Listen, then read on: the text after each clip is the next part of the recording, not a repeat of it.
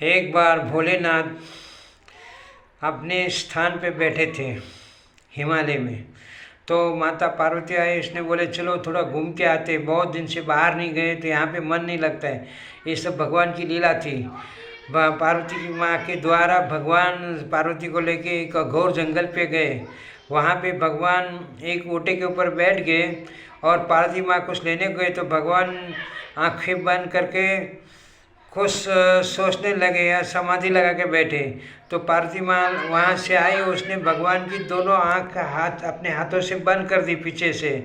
तो वहाँ से पसीना गिरा और पसीना गिरने के बाद वहाँ पे छोटा सा एक राक्षस का बच्चा पैदा हो गया। उसका नाम था अंधकासुर।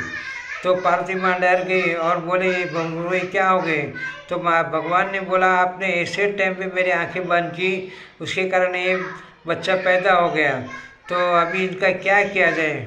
तब तक माता जी को आवाज़ आई कोई ओम नमः शिवाय का जाप कर रहा है। तो पार्वती माँ ने पूछा ये कौन आपका भक्त है जिसका आवाज़ यहाँ तक आ रहा है। भगवान ने बोला हिरण्याक्ष मेरे पुत्र के लिए मेरी भक्ति कर रहा है, तो ये पुत्र उन्हीं को देना होगा। ऐसा करके भोलेनाथ उस अंधकासुर को लेके और हिरण्याक्ष को दर्शन दिए और बोला तुम्हारी तपस्या सफल हो गई, अभी तुम्हें तपस्या करने की ज़रूरत नहीं है। ये अंधकासुर बेटा है, इनको रखो।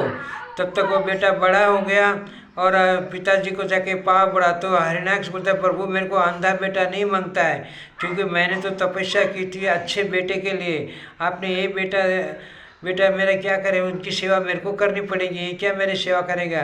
भगवान ने बोला जब तक ये तेरे साथ में हर जगह पे तेरी विजय होगी और ये बहुत शक्तिशाली और तकदीर वाला बेटा है, तो जब तक तुम इसको रखोगे तुम्हारे हर जगह में जीत होगी। ऐसा करके भगवान ने बेटा उसको दे दिया और हिरण्याक्ष उस अंधकासुर को लेके घर पे आया, अपनी पत्नी को मिलाया और बेटा उसकी मम्मी को पाँव पड़ गया। और बाद में उसकी पत्नी ने बोला जाओ बेटा, हमें हर एक जगह पे जीत होनी मांगती है। हमारी मनुष्य देवलोक स्वर्गलोक पृथ्वीलोक हर एक को जीत के और मेरे पास आना। और बाप बेटे दोनों गए, जहाँ जहाँ पे गए वहाँ पे लड़ाई इतनी ज़ोरदार की और साधु संतों को भी मारने लगे और मनुष्य लोक में आए और पृथ्वी को लेके बोले पताल में चले जाएंगे उसको भी मारने लगे। ऐसे सब बहुत अत्याचार और पाप बढ़ने लगा। तब विष्णु भगवान प्रकट हुए और उनको मारने के लिए रास्ता निकलने के भोलेनाथ को पूछा। भोलेनाथ ने बोला अभी उसका दंड इतना भारी नहीं हुआ है, जिस दिन दंड भारी होगा उस टाइम आप उसको ख़त्म कर देना। और ऐसा करके भगवान अपने जगह पे चले गए और देवलोक को भी हकाल दिया। ऐसी बहुत सारी मुसीबतें खड़ी कर दी उसने। बाद में भोलेनाथ ने सोचा अभी इसका क्या किया जाए।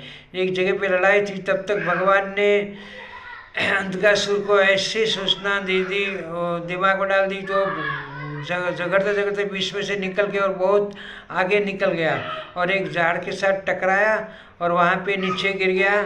और यहाँ पे विष्णु भगवान ने वराह रूप लिया, क्योंकि हिरण्याक्ष धरती का गोला लेके समुद्र में डाल दिया और समुद्र में डुबा दी थी धरती।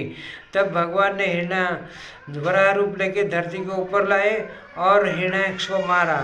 जय द्वारकाधीश। आगे पीछे से कट करके छोटी सी कहानी बोली, जय द्वारकाधीश। अंधकासुर।